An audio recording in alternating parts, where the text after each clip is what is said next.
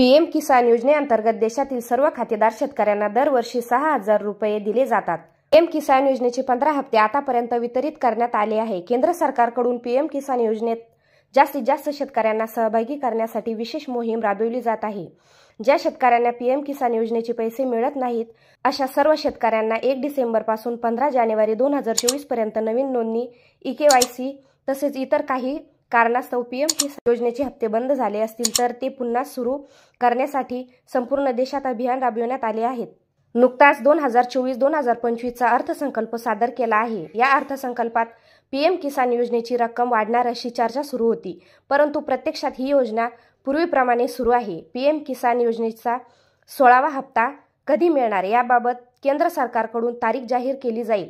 अद्याप केंद्र सरकारकडून 16वा हप्ता वितरणाची तारीख जाहीर केली नाही।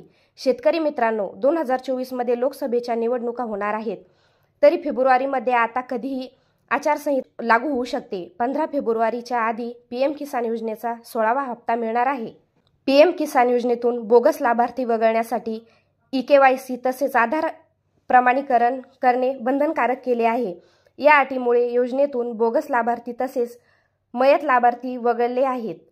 पीएम किसान योजनेची EKYC पूर्ण असेल तर तुम्हाला पीएम किसान योजनेचा 16वा हप्ता मिळेल, अन्यथा मिळणार नाही।